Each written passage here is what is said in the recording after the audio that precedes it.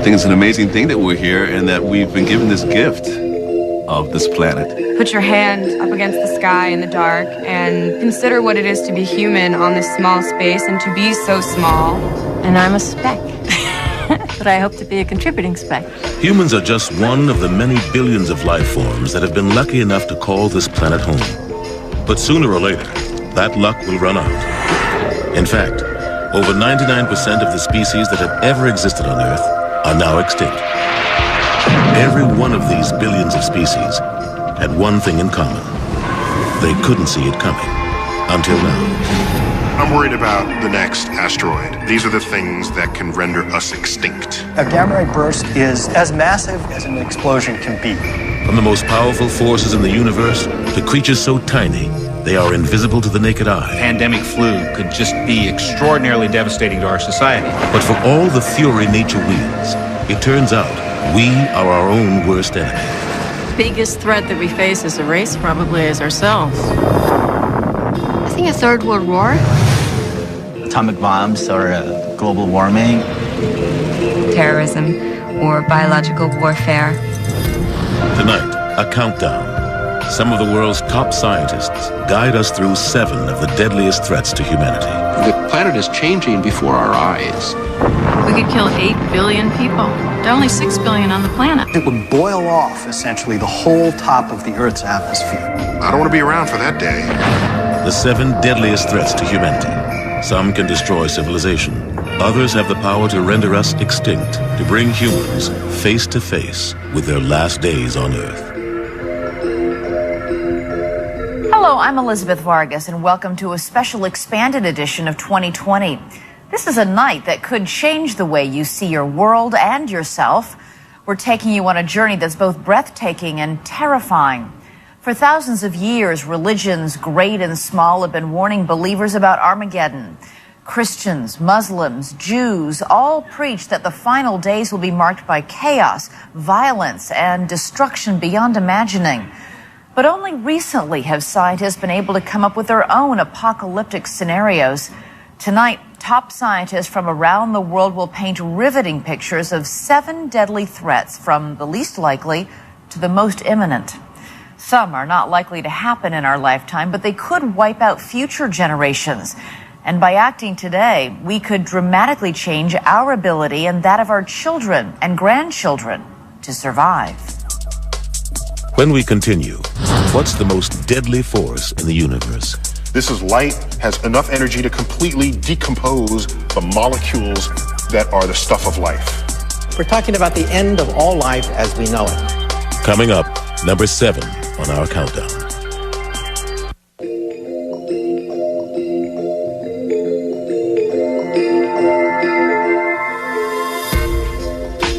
Scientists say in 10 billion years, our sun will die, and so therefore will we. Of course, stars die every day, and that's where we begin our countdown tonight at number 7. Sometimes when stars perish, they unleash the most powerful force in the universe, a radioactive light brighter than 1,000,000 trillion suns. Imagine if that power were unleashed upon us. Not enough people take pause and reflect on our true place in the cosmos. We like to think of ourselves as having power over our fate. No, not yet, at least. The powers of the universe vastly exceed any powers we wield. The power of nuclear gamma radiation has long been thought of as mankind's deadliest weapon. But in the early 1970s, American scientists discovered that the power was not man's alone. While searching for evidence of Soviet nuclear testing, NASA's spy satellites began sending back readings of abnormally high radiation, far greater than any bomb the U.S. had ever seen. Scientists immediately tried to pinpoint where on the planet the blasts were originating. But to their astonishment, they found that these bursts of gamma rays were not coming from the Earth, but were coming from space. Completely unexpected. Scientists trained their satellites on the cosmos and started searching for the source of what they now call gamma ray bursts. Gamma ray bursts are fascinating, cosmic enigmas. They are the most energetic things we have ever seen or measured.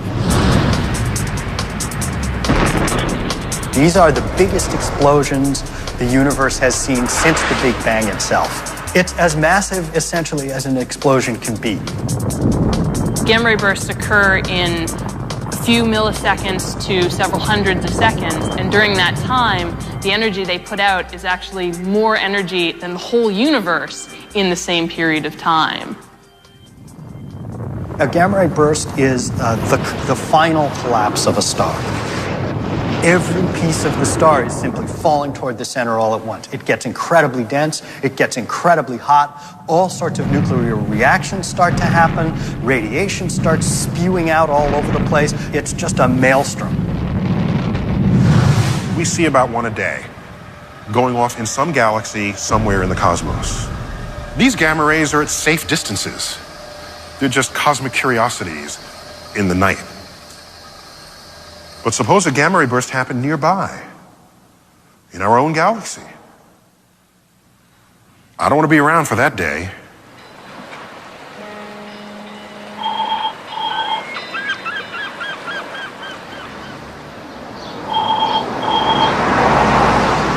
Because gamma ray bursts travel at the speed of light, towns around the globe would have no warning that a cosmic disaster was about to unfold. If a gamma ray burst bursts, it'll be the brightest thing in the night or day sky. Won't be one sun in the sky, you'll see two suns. You'll know something bad is happening. Although the closest star to the Earth that could explode is 8,000 light years away, even at that distance, a burst headed toward Earth would be catastrophic. What it would do is it would boil off, essentially, the whole top of the Earth's atmosphere. And the consequences of that are very drastic. First thing they'll do is take out our ozone layer. Completely take out all the ozone. Once you do that, by the way, the ozone is our defenses against high energy radiation. So if that shield gets knocked out, we are bare. Without the protection of the ozone layer, everyone around you, even those hiding in their basements, would begin to get what looked like a bad sunburn from the gamma radiation as it penetrated into the Earth's crust. This is light, has enough energy to completely decompose the molecules that are the stuff of life. Temperatures would rise dramatically. People outside would be burnt by the ultraviolet radiation. Without an ozone layer, anything with eyes would eventually be blinded. We're talking about the end of all life as we know it. Within days, the radiation would begin to impact every living thing on a molecular level, stopping all cells from reproducing. Our fingernails and hair would stop growing, and worse, the cells in our intestines would stop regenerating, leaving us unable to absorb food or water. Most of the living things on the planet, plants and animals alike, would not survive that kind of radiation.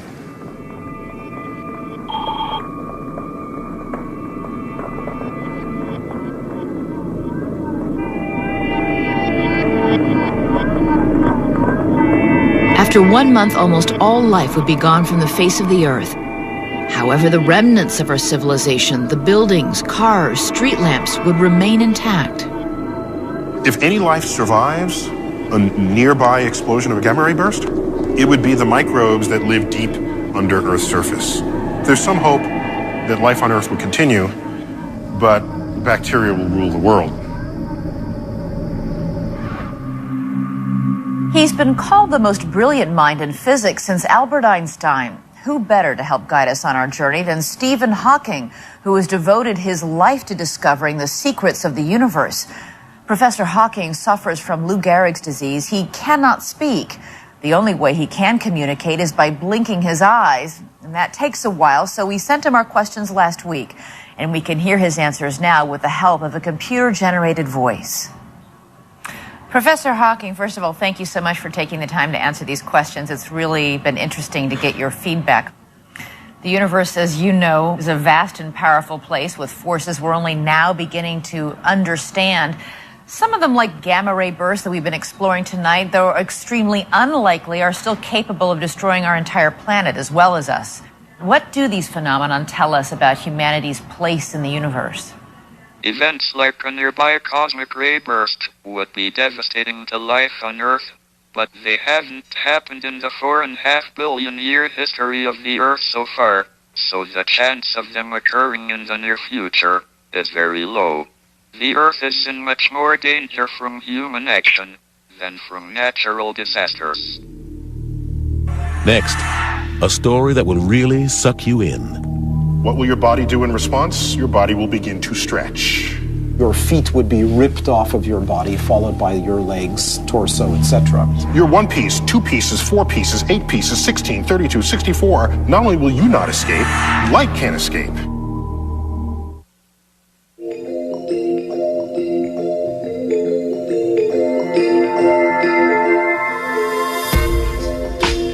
Now we move from the brilliant light of gamma ray bursts to the heart of darkness, the second deadly force created when a star dies. It's a cosmic vacuum cleaner sucking in anything that crosses its path. Could that be us?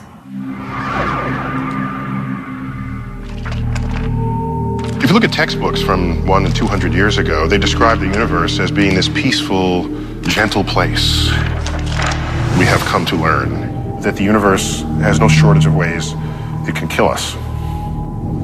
One of the cosmos' deadliest threats is invisible, travels thousands of miles an hour, and devours everything in its path, a black hole. Voracious is one of the best terms to use in describing a black hole. Anything that comes within their gravitational grip will fall in and will be consumed and turned into more black hole. You shoot a nuclear weapon right into a black hole, and it wouldn't even notice. It would be smaller than a pinprick compared to the enormous gravitational pull of the black hole itself. Scientists first discovered black holes in the 1970s, and since then have found tens of thousands of them scattered across the universe. Like a gamma ray burst, they're the death throes of a massive star, but with very different results. Stars, as we come to know and love them, are these balls of gas that are neither shrinking nor expanding. They're in balance. Gravity wants to make them smaller, but the heat created by fusion in the core prevents that from happening. But what happens if the nuclear fuel runs out in the center? Then the star begins to cool. And when it cools, it no longer has the ability to sustain itself against the gravity. And the gravity wins and collapses the star. When a star that was millions of miles across compresses itself down to the size of a single atom, it creates a massive gravitational pull. The gravity is so strong that no matter your speed, if you try to ascend from this zone, its gravity will pull you right back in. Not only will you not escape, light can't escape. Its gravity is that strong. Initially, scientists thought we had nothing to fear because black holes were stationary. Then in the year 2000, all hell broke loose.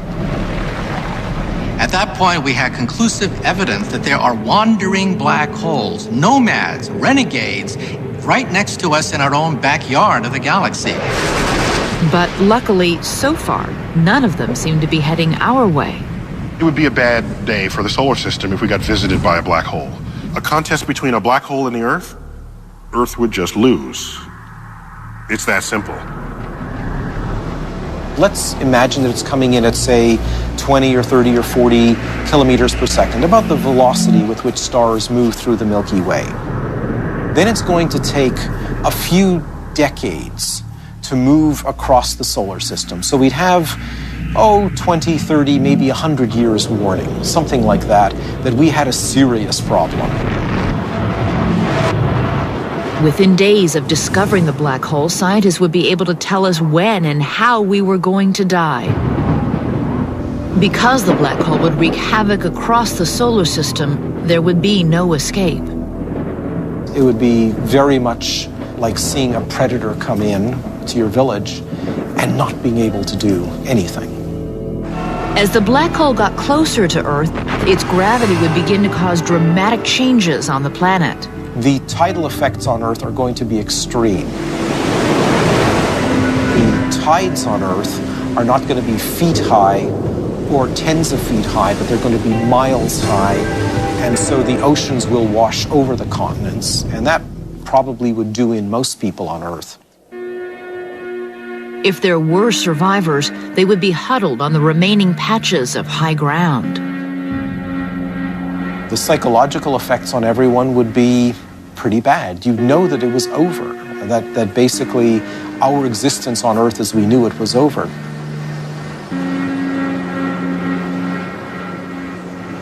When you finally get close enough for the black hole's gravity to start dominating the gravity of the Earth, then you start hearing the sucking sound as the atmosphere is sucked off through space towards the black hole, followed by everything that isn't nailed down on the surface of the Earth. What will your body do in response? Your body will begin to stretch. Now, the body's kind of elastic. You know, you can stretch a little bit. That's what you do before you work out. You stretch. So it might even feel good at first. But then the difference in force of gravity will continue to grow. And there'll be a point where it will become decidedly uncomfortable for you. Your feet would be ripped off of your body, followed by your legs, torso, etc. You're 1 piece, 2 pieces, 4 pieces, 8 pieces, 16, 32, 64, and you bifurcate your way all the way down to the singularity. I think if you gotta go, that's gotta be fun. If I were to pick a way to die cosmically, that would be the way to do it, for sure.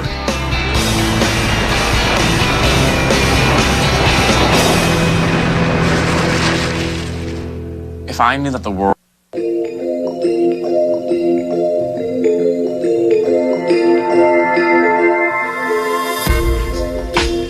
We live in a world where science fiction is becoming real life all the time. When many of us were growing up, computer chips and cell phones lived only in the imaginations of writers and scientists. Now we can't imagine life without them.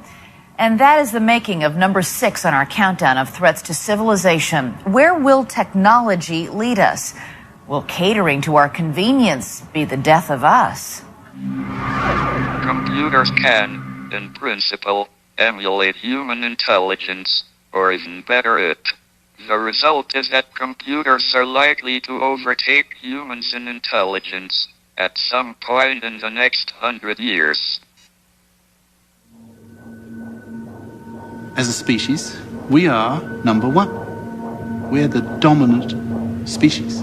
How is it that we've got that way? I believe it's our intellectual capabilities. So if something comes along that intellectually outperforms us, then it has the potential to take over.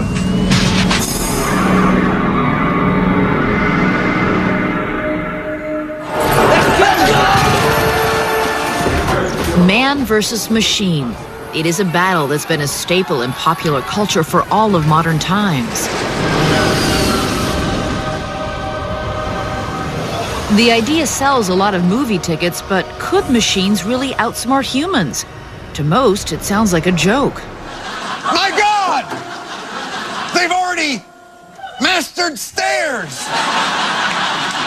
In a very real sense, they are stairmasters! But some of the top scientists in the field of artificial intelligence aren't laughing. They say that massively intelligent machines could actually threaten humanity. Will it be possible for humanity to create creatures, machines, that are so powerful, so intelligent, that there's a genuine risk they could wipe us out? Yes, definitely. But so far, massively intelligent machines don't exist. To understand how they will become a reality, scientists say, just do the math. The electronic capacity you can put into a chip nowadays is doubling roughly every year or so. Common sense, if you take any old number and you multiply it by 2, by 2, by 2, by 2, by 2, after a while you'll end up with a huge number, and that's the case today. 60 years ago, the world's most powerful computer weighed 30 tons. Today, a device billions of times more powerful can fit into your pocket. So at what stage could machines start becoming smart enough to be a threat, approaching human intelligence levels, and in a sense, answering back? Artificial intelligence has already given us computers smart enough to diagnose our illnesses, run our factories, invest our money, even beat us at chess. In 1997, a supercomputer named Deep Blue was able to defeat humanity's best chess player, Garry Kasparov. Kasparov, after the move c4, has resigned. I see the potential of these machines becoming not just like double human intelligence, or 5 times or 10 times, but literally trillions of times. And that's a big problem. The more advanced our technology becomes, the more control we give it. Where will it stop? What it is really is humans giving up the power, giving up the ultimate decision-making to the machine. And then, in the military sense, one can see the power to do something about those decisions. The military has already developed a stable of unmanned vehicles still controlled by humans, but the eventual goal of the military is to create a technology which will give machines the power to make life or death decisions on their own. We're setting up machines to do things to humans, and not particularly pleasant things to humans in many cases. I think if they just had a small fraction of humanity in them, machines, then they're going to be awful. Open the pod bay doors, Hal. I'm sorry, Dave. I'm afraid I can't do that. In 1968, director Stanley Kubrick gave us the HAL 9000, a super-intelligent computer known affectionately as HAL. I know that you and Frank were planning to disconnect me, and I'm afraid that's something I cannot allow to happen. In a high-tech version of self-defense, HAL takes charge and outsmarts and kills some of the astronauts. That's one of the major risks, that if we produce these godlike creatures, they may turn against us. The astronauts were able to turn HAL off, but what if a computer like HAL was connected to millions of other computers? They would virtually be in control of everything, our economy, our medical systems, our water, whatever. So if they took it into their heads if they had heads, whatever, into their intelligences to exterminate us, I don't see that being a major challenge for them. Scientists say it would be just like a scene out of the science fiction film The Terminator, only this time life would imitate art. In 1 hour, it will initiate a massive nuclear attack on its enemy. What enemy? Us! Humans! It's like walking towards a sheer drop on a cliff face and saying, yeah, let's put some more intelligence into machines. Everything looks all right.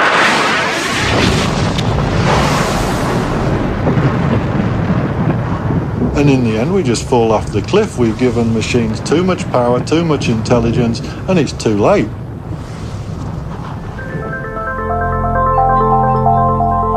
Underneath Yellowstone National Park, there is a force that has the power to plunge the world into darkness. There'd be men's hearts failing for fear, sheer panic. It would be every man for himself. Coming up, the number 5 threat on our countdown.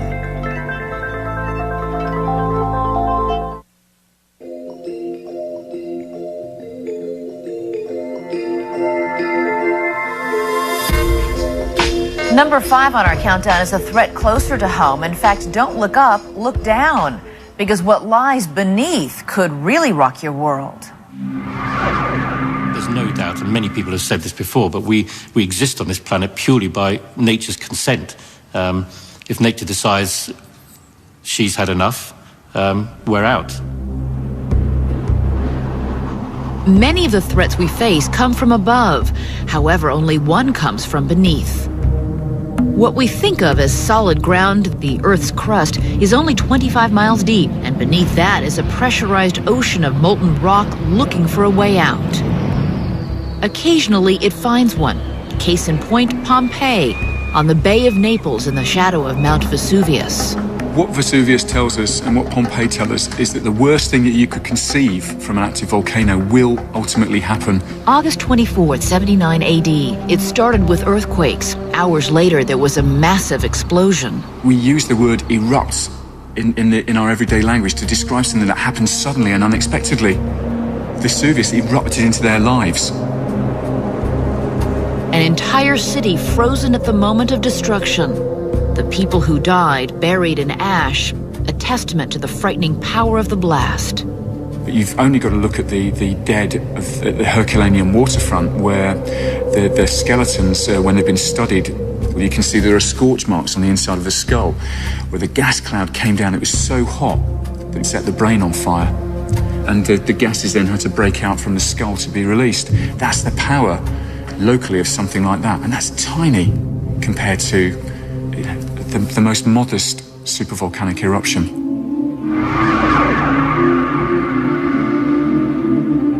A supervolcano really is a volcano which generates the biggest eruptions that we know about. Now, that means something big enough, for example, to cover the entire UK or the entire state of Connecticut, I suppose, in a vast amount of debris, sort of 10 meters deep.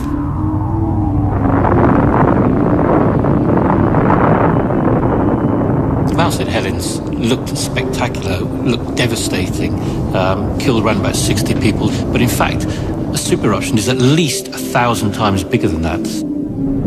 Unlike regular volcanoes, supervolcanoes are massive canyons or calderas, hundreds of miles across, making them so big they're hard to find.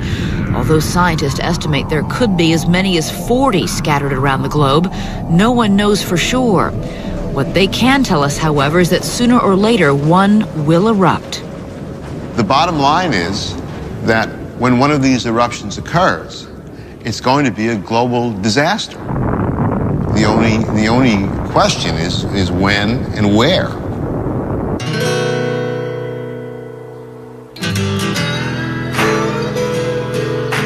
Rapid City, South Dakota, a peaceful town on the edge of the Great Plains. When authorities here think about catastrophes, they certainly don't think about volcanoes. As far as disasters go, we have large forest fires, blizzards, small amount of flooding on a small scale. Few here realize that just over 400 miles away under Yellowstone National Park in Wyoming, there's an underground lake of lava that has the potential to make Rapid City look like Pompeii. Yellowstone is a supervolcano. There's a giant magma chamber underneath Yellowstone. It's erupted in the past, and an eruption, we think, of Yellowstone is overdue. Yellowstone experiences a super eruption about once every 600,000 years. The last one was over 630,000 years ago, and when it went off, the prairie that today is Rapid City was buried under 8 feet of ash. A volcano that can carry that much ash and put 4, 6, 8 feet even of ash down upon us. I mean, that's an event of I guess what you'd call biblical proportions, and I don't know how you would prepare for something like that.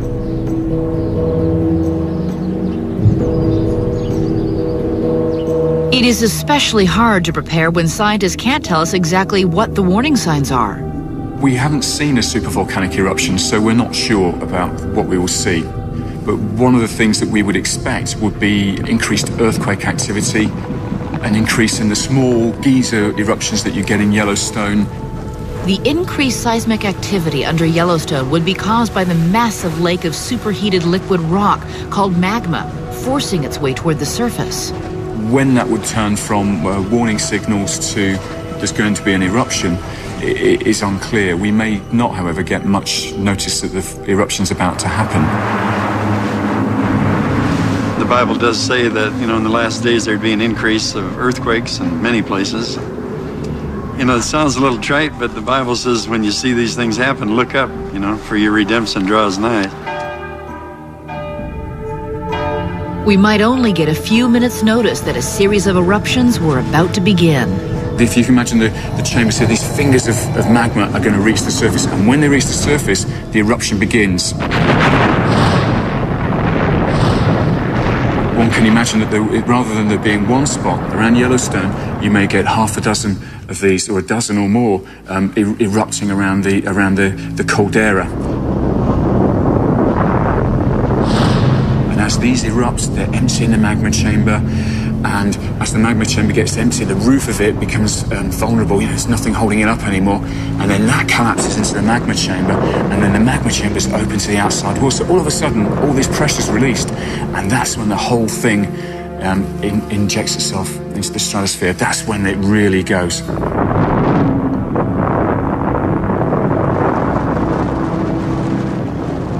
Rapid City, those watching live television images from the park would suddenly see their screens go blank.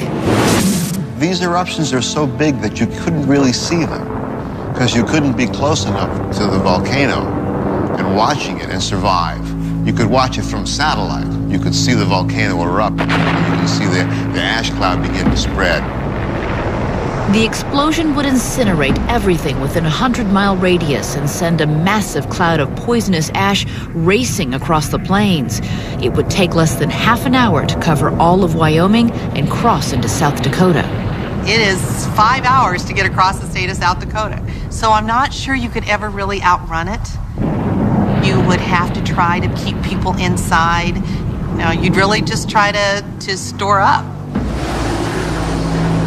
Definitely there'd be panic. There'd be men's hearts failing for fear, you know, for what's coming on the earth. For emergency personnel in Rapid City, there'd be only one thing they could do as they watched the cloud engulf their town. Say a prayer and hope for the best. You're not going anywhere, so unless you can walk fast. Once the cloud hit, evacuation would be impossible. The drifts of ash would be over 8 feet deep and heavier than snow. The ash would be so thick that it would clog all internal combustion engines, stranding rescuers. A scenario that puts us where we can't reach the people. I mean, that's the ultimate nightmare for somebody in my position. The answer I don't like giving is people are going to go without our assistance. Almost immediately, anyone outside would be suffocated by the cloud of toxic sulfuric ash. People inside would discover that their houses provided little protection. If you're in any building which isn't very, very well constructed, then the amount of ash accumulating could cause the roofs to collapse, and you would die as a result of building collapse.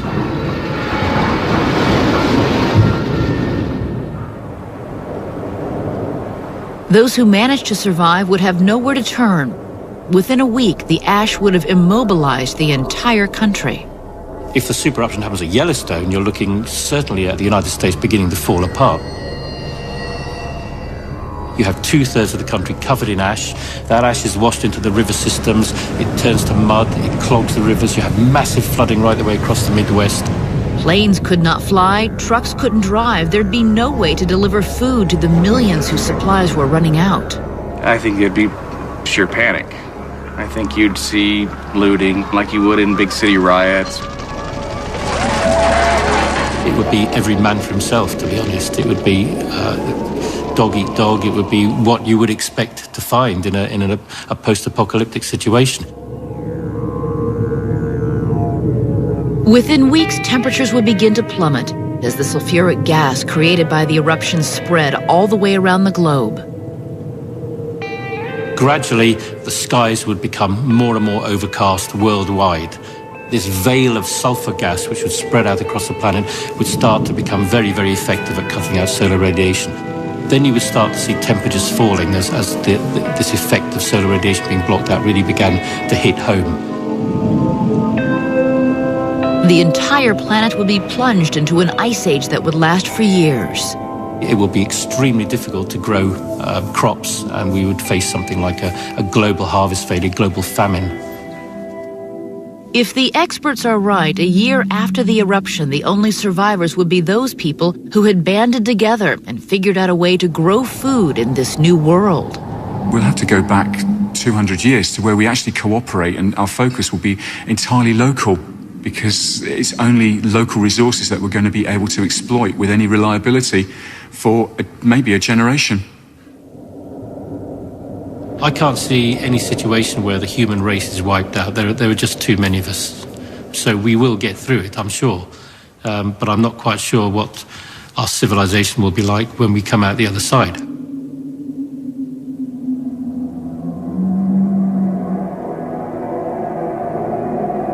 When we continue. This asteroid, on Friday the 13th, April 2029, will come close enough to Earth to dip below our communication satellites. Next, number 4 on our countdown.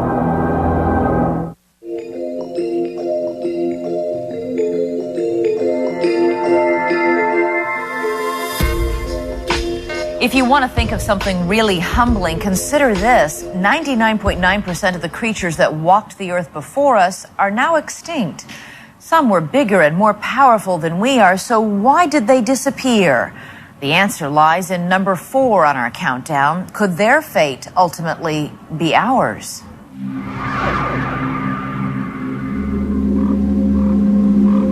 When I look up at night and I see the quiet sky, all I could think of is that it's a shooting gallery with wayward asteroids that have us in their sights. Asteroids are chunks of rock believed to be the debris left over from the birth of the planets. They can be as small as a grain of sand or as large as the state of Texas. I'm not worried about the black hole crumbling Earth. I'm not even worried about the gamma ray burst. I'm worried about the next asteroid.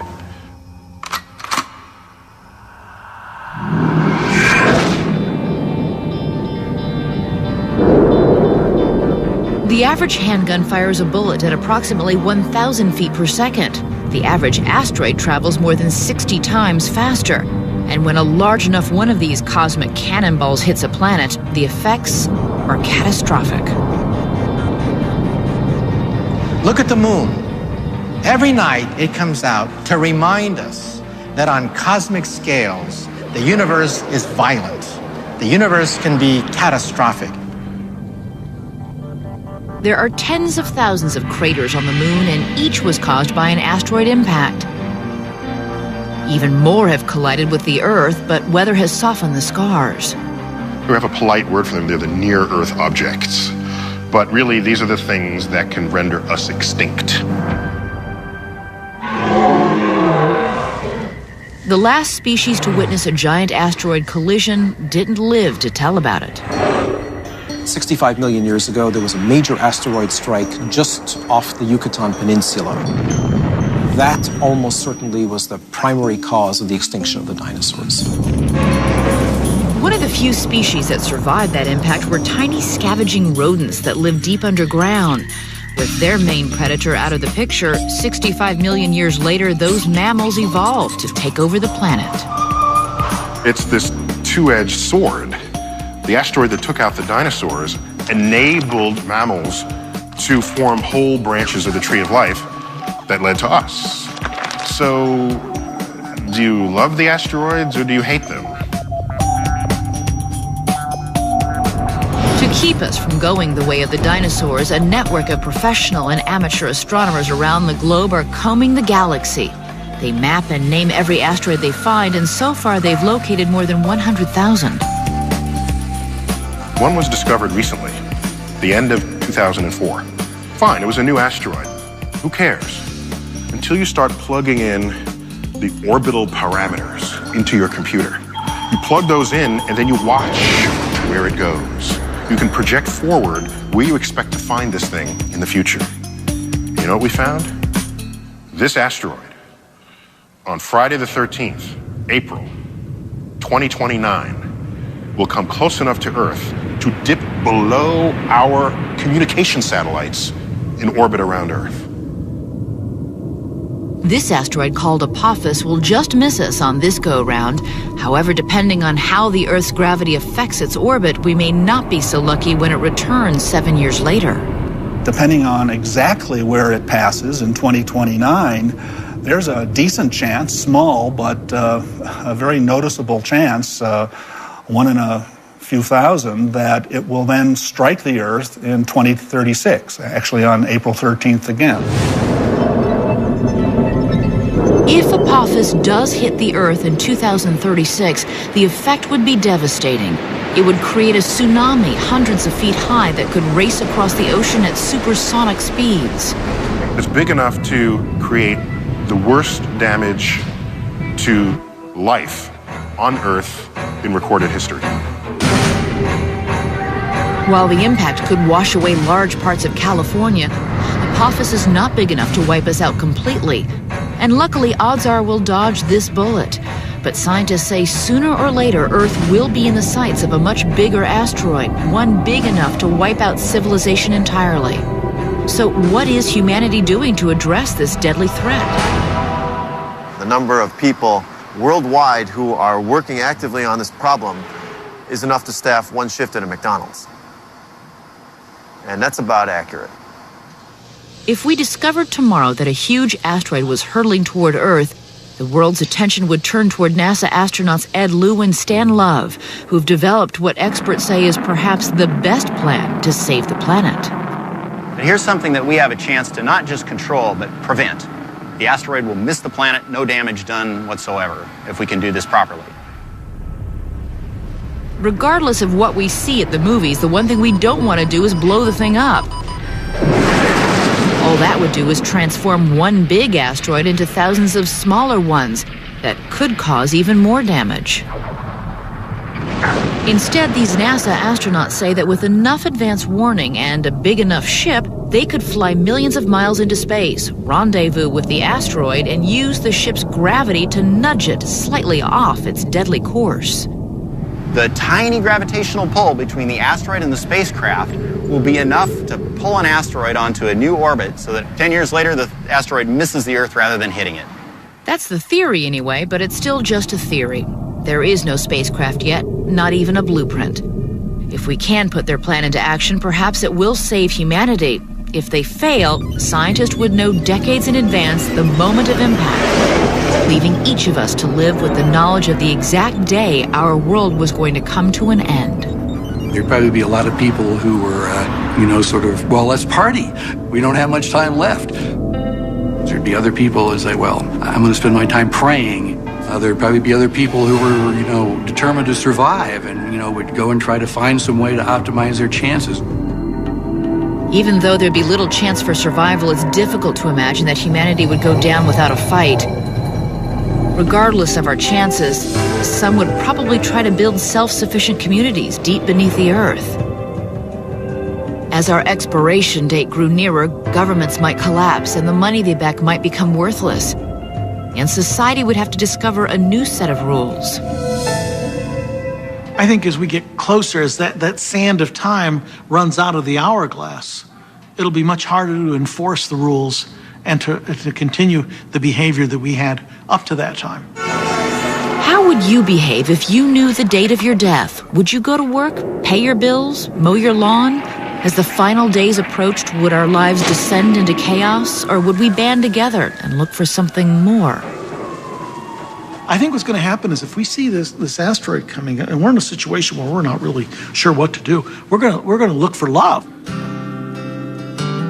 We're going to look for understanding. We're going to kind of hold on to what we have, and for those people that have no one, they're going to frantically search for the comfort that they can have as time slowly ends.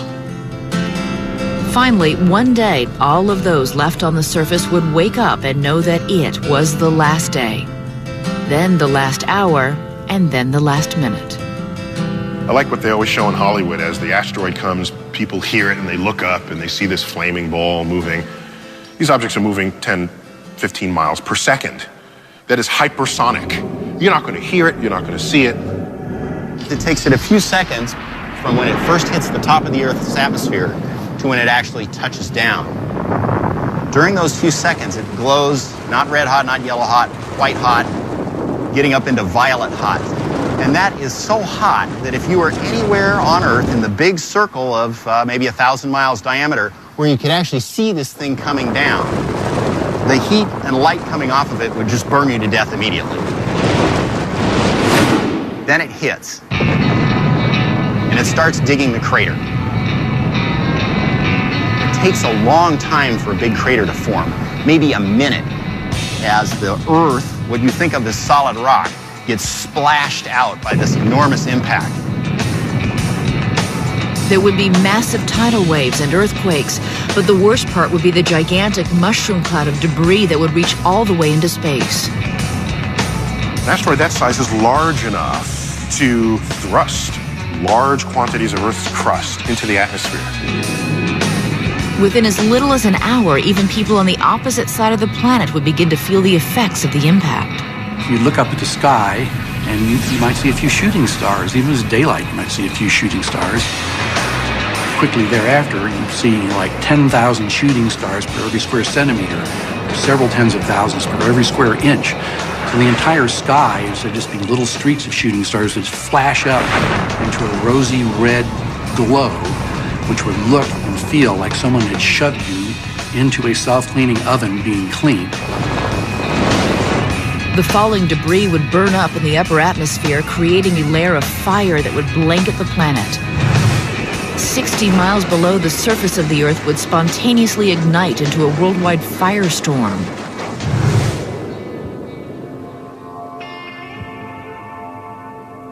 If there were any survivors, they would emerge to find the planet pitch black, enveloped by a thick layer of ash in the atmosphere. After several months, it started to become possible to see again. So you'd go outside and, what you would see is an environment totally denuded of all vegetation and everything flammable. It looked like a very alien, desert-like environment. The sulfuric ash from the firestorm would drop the ocean's pH level to that of battery acid, turning most of the Earth into an uninhabitable wasteland.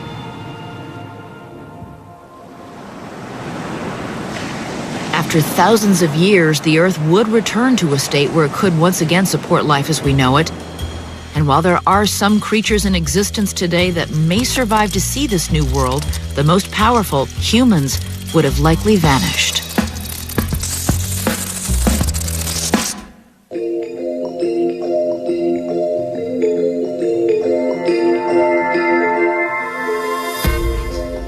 It is sobering to think that nature can turn on us at any time, but in fact, we are our own worst enemy. So now we turn to the final three on our countdown, the kinds of destruction we are wreaking upon ourselves. First, we grew up fearing that nuclear war between the superpowers would annihilate us all. Today, that threat is far from eliminated.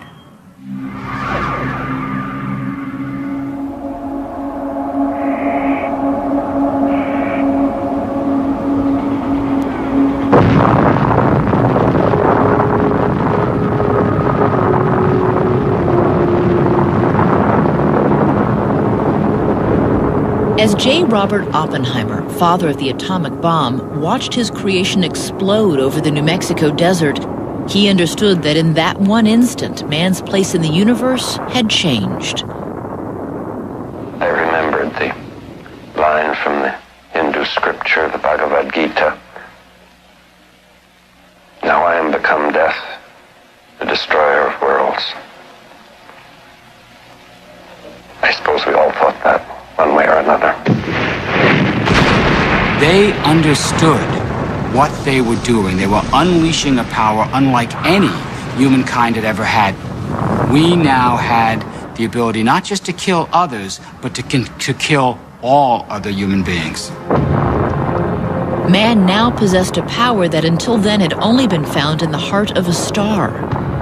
We were literally taking a piece of the sun and duplicating it on Earth. The power that gives energy to all of the universe, we now had understood and replicated. It's an amazing achievement, but it carried with it tremendous danger, and that is the paradox. Can we control what we've created?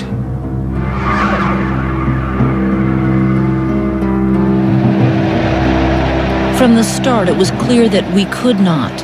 In the 1950s, the Soviets and the United States built over 20,000 nuclear weapons. By the 1960s, the threat envisioned by Oppenheimer had become a reality.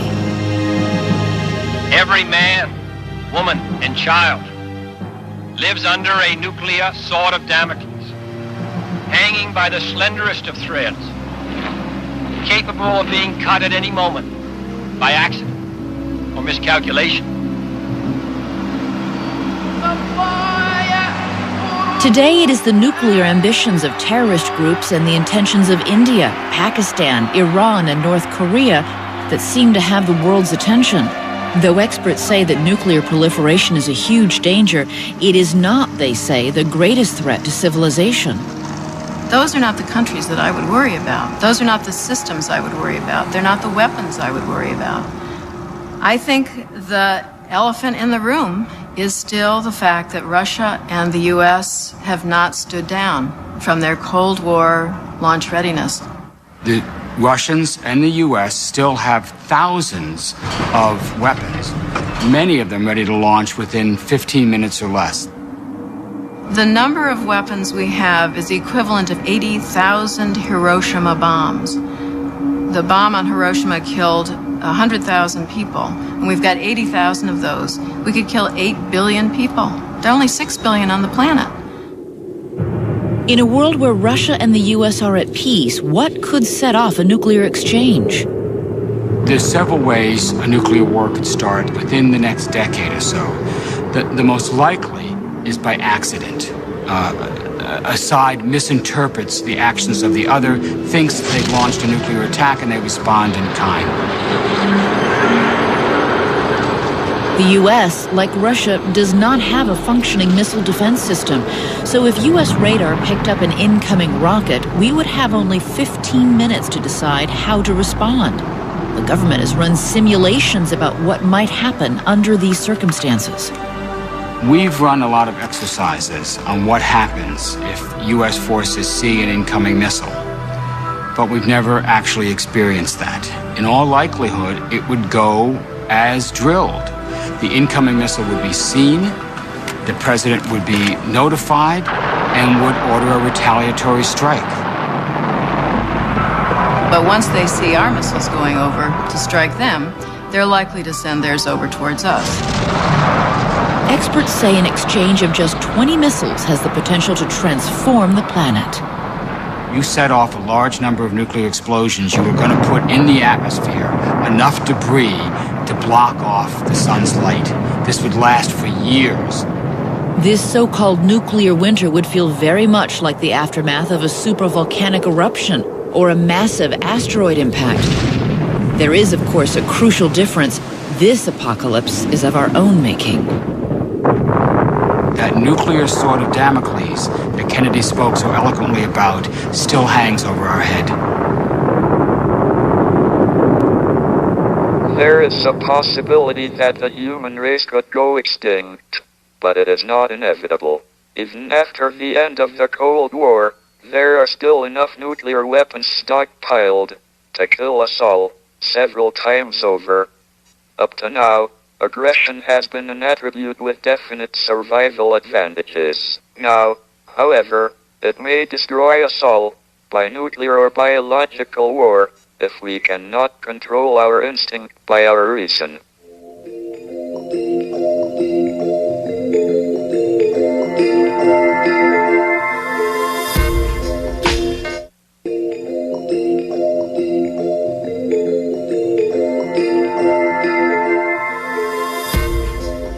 The Old Testament in the Bible says that when God wanted to show the Egyptians who was boss, he visited 10 plagues upon the land. Awful things like locusts, pestilence, and swarms of frogs and flies. As horrific as those sound, they're nothing next to number 2 on our countdown, the modern day plagues that may destroy us. And they're not sent from above.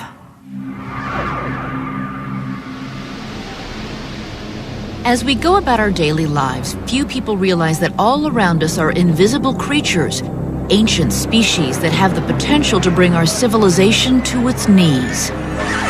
What we've not tamed and never will be able to tame and ought not even try to tame is the microscopic world of the microbes.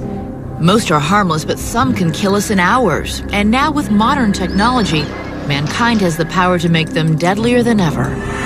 You know it's just a matter of time until you have an enormous disaster, whether it's man-made or Mother Nature.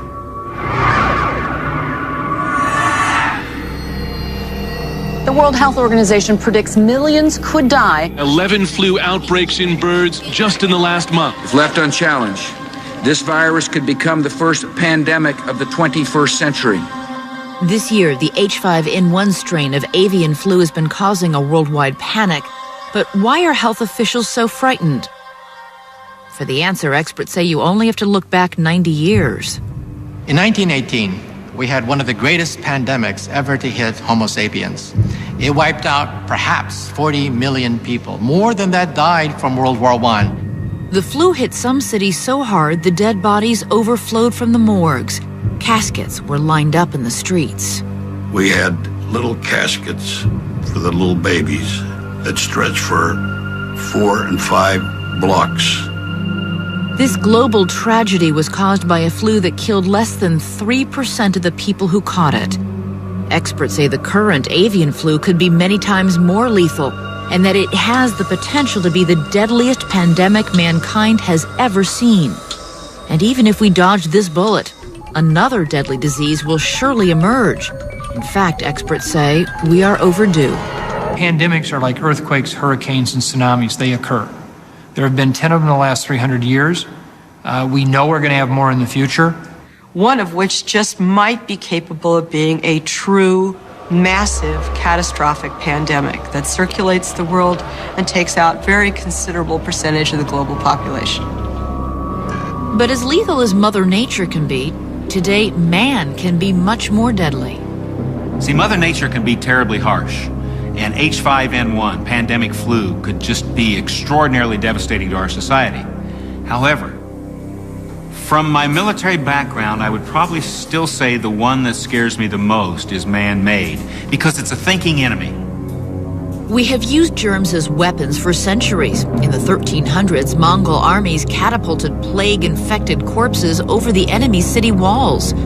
In the 1700s, the British gave smallpox-infected blankets to Native American tribes. And then, by the Cold War, we were able to take germs to a whole new level. They wanted agents which would kill more people, which would kill people easier, which would have severe symptoms, and so on.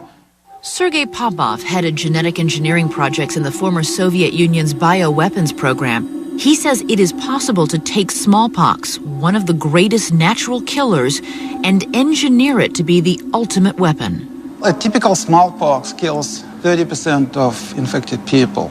The re-engineered smallpox would differ from this. I believe it would kill 100% of people. The revolution in biotechnology has made germ engineering cheaper and easier than ever. There are now tens of thousands of people with the expertise needed to build a new virus, and the number grows by the thousands each year. What's more, the instructions and the formulas are available on the internet.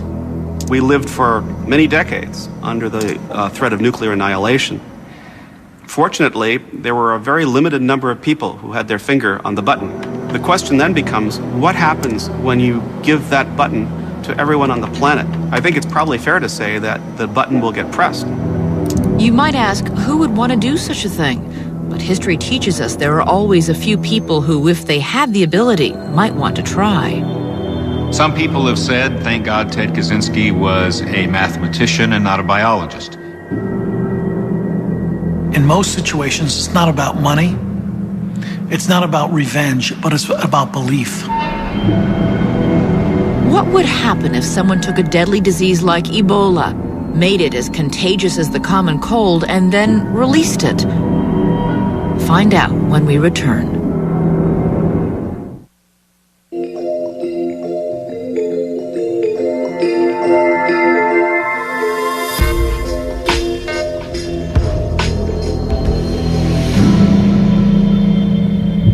Somewhere out there in a secret lab, a highly trained individual bent on destruction could be plotting mass murder on a global scale. Let's say you're a very sophisticated genetic engineer who, for whatever reason, thinks that it's morally justifiable, or that even that there's a mandate for you to create a superbug. And you decide you want something that has the hemorrhagic capacity of Ebola to make people bleed out, is as infectious to human beings as a common cold. And you set out with that as your mission, and you create such an organism. If a contagious germ like this could be made, then how would you spread it? No crop dusters or tainted food would be needed. It could start with just one infected person and be set loose, simply with a sneeze. The best way to move a disease is probably an infected person incubating something. You don't have to worry about breaking the vial. They would select places where a lot of people move through. Subway systems, airports. Whether it was a deadly flu or a man-made killer germ, once it gets out in today's world, it would be practically impossible to stop. The infection would start in a single place, one village, one town, or one city. We will pick that up probably in the first days. There are some who believe we can stop it there by moving certain drugs in. We have this incubation period for pathogens that can go from 3 days to 3 weeks before you have symptoms. Much of your society is going to be infected before you ever know it.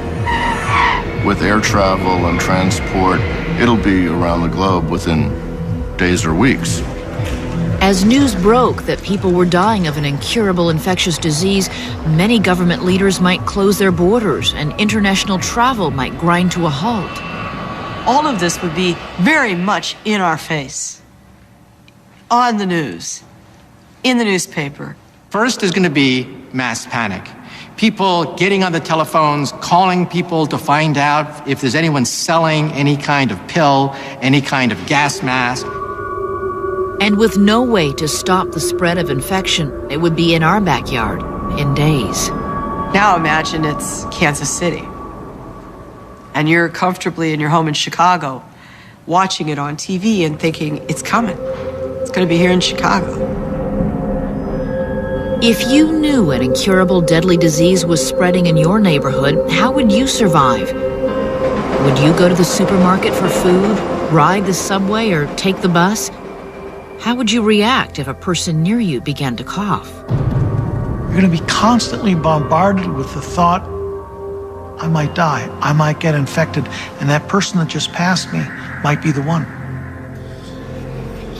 The gut-wrenching challenge of holding a child in your arms who's dying of something for which there is no help would be overwhelmingly difficult. Hospitals would be overrun with the dying and the dead, and hopes would surely turn to scientists who would be racing to find a cure. Right now, it can take 6 months to make a vaccine, if one can be made at all. By then, billions could already be dead. We might get the solution eventually, but not fast enough. Yet whether it's a lethal new influenza or a man-made synthetic disease, modern medicine will still be our best hope for survival. The biotechnical revolution is without question a dual-edged sword. We're going to see enormous advances in biotechnology in the next decade. The unfortunate side is, to virtually all of that biotechnology, there's a dark side. Most of the threats we face come from the progress we have made in science and technology. The number is likely to increase in the future with the development of new technologies and new ways things can go wrong. Although the chance of a disaster to planet Earth in a given year may be quite low, it adds up over time and becomes a near certainty in the next 1,000 or 10,000 years. Coming up, the number one threat to life on Earth.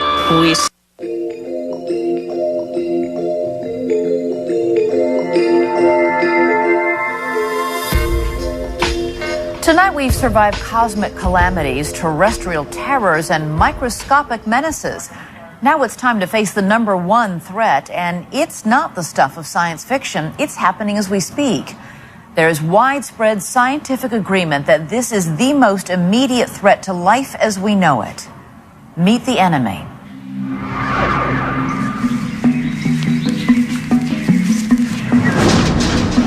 I'm Dick Williams from Kansas City. I'm a trucker, and I've noticed in my driving now that I'm seeing armadillos in places where I've never seen them before, much farther north than I've ever seen them in the past. Why the armadillos are moving north? I don't actually know the answer to that.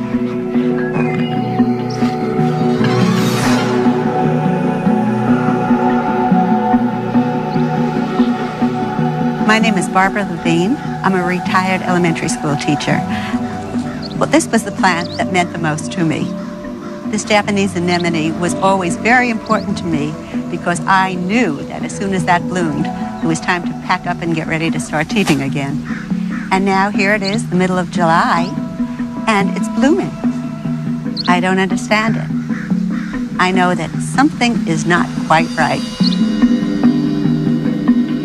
Around the country, people are noticing subtle changes in their backyards, slight variances in the natural world that have climate experts concerned. We see springtime coming 2 weeks earlier. We see less snow in the mountains. We see heavier rainfall. We already see 8 inches of sea level rise. The planet is changing before our eyes, and it's going to have big practical sociological impacts, which we don't understand yet, but we can see that they're going to be big. Some of the environmental trends that are disturbing scientists are hard to notice, but others are far less subtle.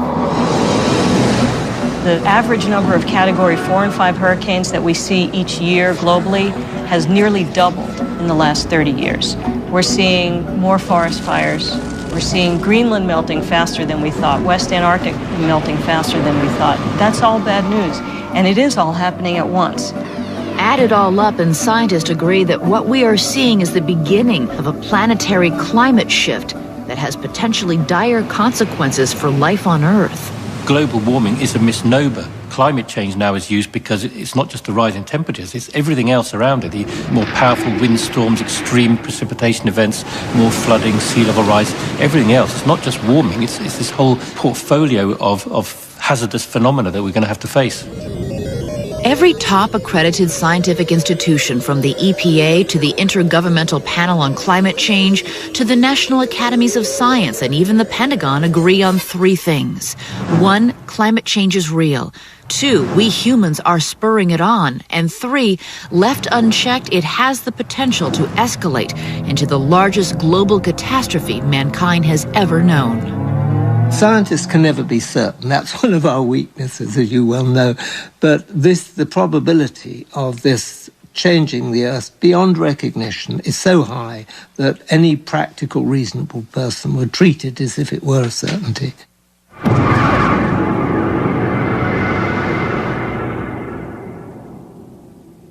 I think this threat of human-induced global warming is largely manufactured. I don't think it is real. Does global warming exist, or is this just a liberal scare tactic?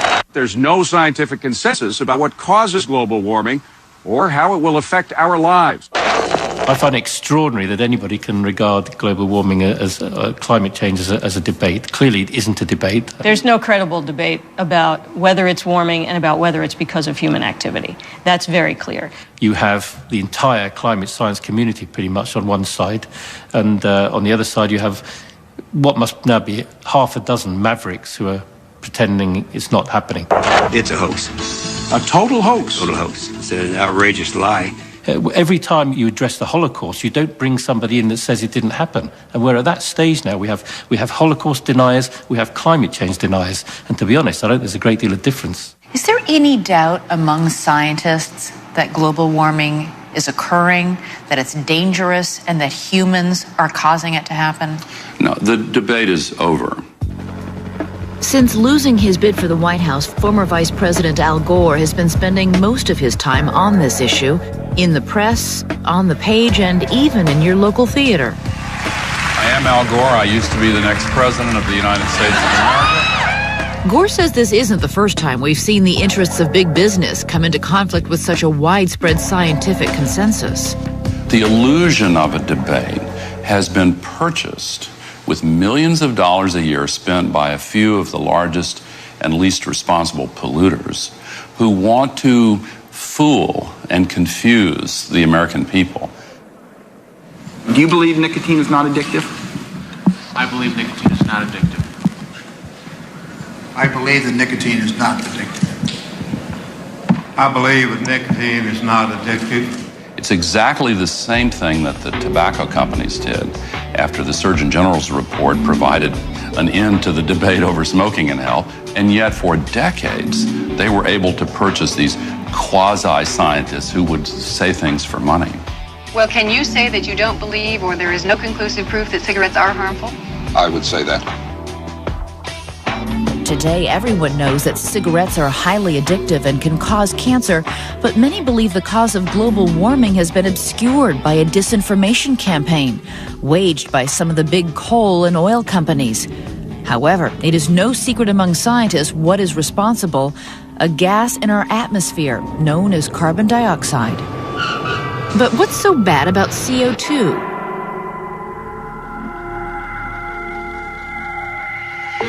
Carbon dioxide is the most prevalent of the so-called greenhouse gases. That's the part of our atmosphere that traps the sun's rays, allowing only about 30% of the sun's heat to escape back into space. Without our natural cozy blanket of CO2, most of the sun's heat would escape, and our planet would literally freeze over. On the other hand, if you added too much carbon dioxide, the atmosphere would absorb more and more heat until the Earth began to resemble Venus, average temperature 900 degrees Fahrenheit.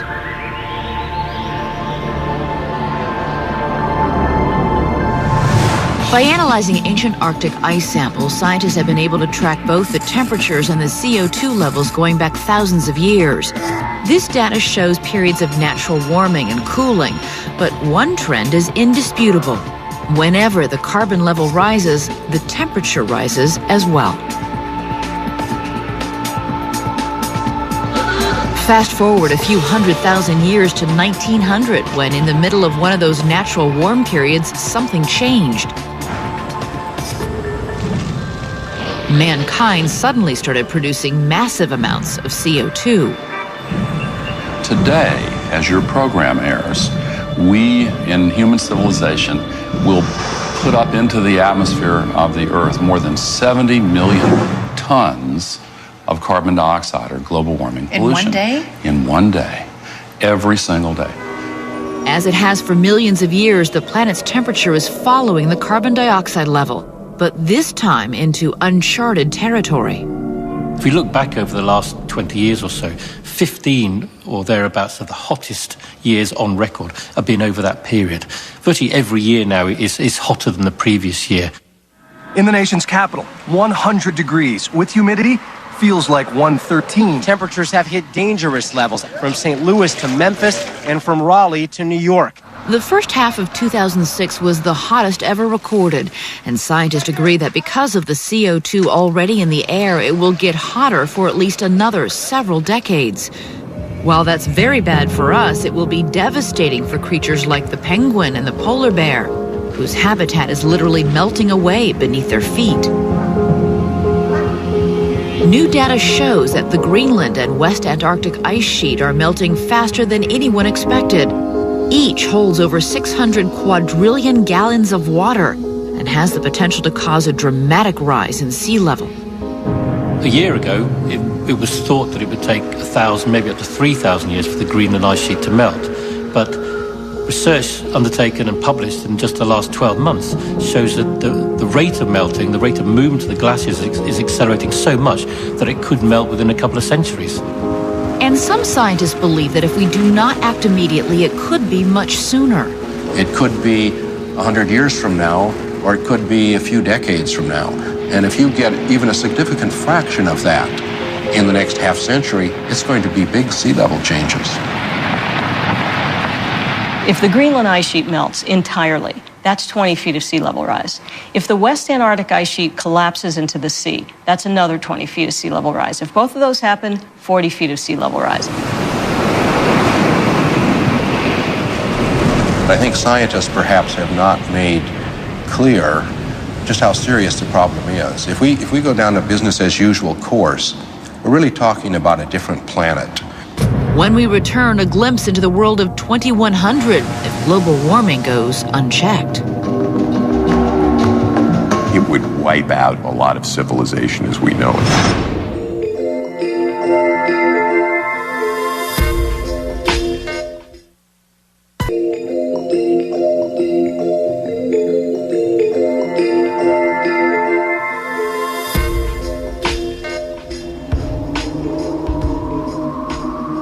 In the winter of 2005, scientists made a frightening discovery.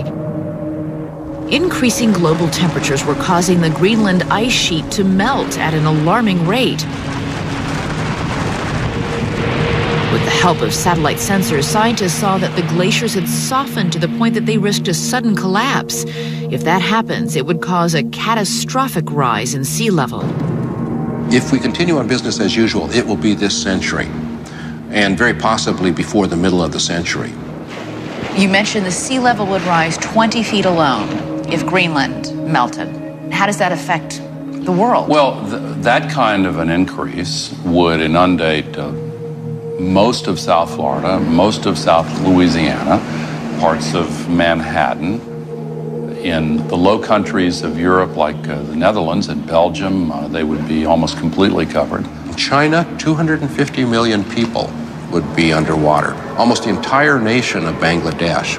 It's even been speculated that if the sea level rise occurred fast enough, some major cities might have to be abandoned, like for instance London, because it's too complex and too expensive to build the seawalls as high as are necessary. Are you going to build a wall 25 meters high around Florida? I don't think so. You're talking about hundreds of millions of refugees. I mean, that's huge. I mean, I think it's impossible to imagine a strain It is. on the system quite that big. It really is. We have seen what happened when 100,000 people were displaced from New Orleans and the Gulf Coast communities. And it's difficult to imagine a couple of 100 million.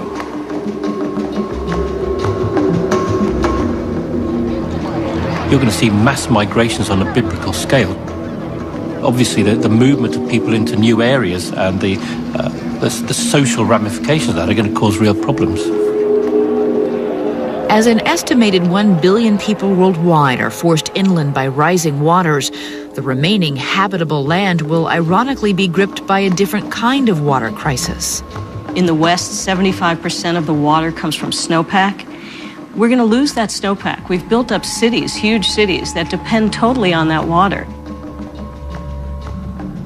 With the planet's fresh water in short supply, it would become increasingly difficult to grow crops, setting off a worldwide food shortage, igniting a new set of crises. The United Nations identifies something like 150 flashpoints where wars may be fought over water. War, famine, and drought, coupled with an unstable climate system, could push the death toll into the billions. This is a level of disaster that the world has never seen.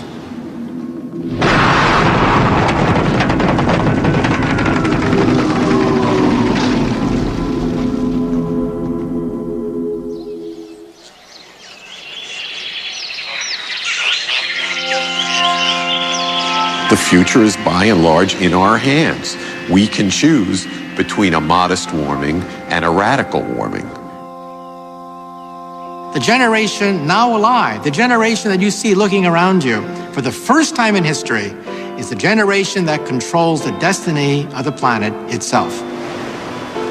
And unless we are careful, our children and grandchildren may say to us that we ruined everything.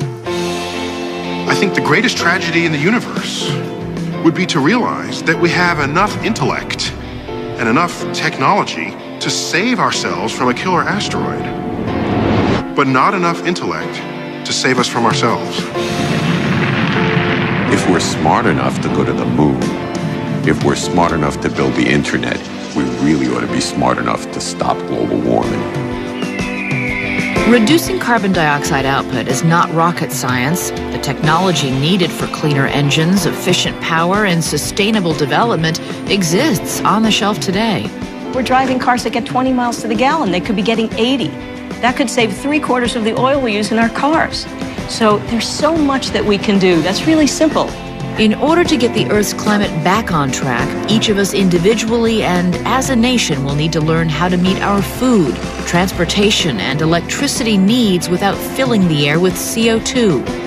While cities like Portland, Oregon have made great strides in reducing emissions, and various states have introduced legislation to help reduce CO2, the problem has yet to be addressed on a national scale. We haven't even tried to live sustainably yet, and that's what we will have to do. That's the lesson we have to take from this crisis that we're in. But even if we find the political will to make the necessary changes in the United States, I mean, what about China and India? China's putting a new coal plant online every single week. So even if we change, if the rest of the world isn't doing it, what good is it going to do? In order to convince China and India to help solve this problem, we have to provide leadership, moving first and gaining moral authority to require the others to join. It's obviously not going to be easy, but I think it is possible. And I think that the reason it's possible is because when we look at the alternative, it's unfathomable.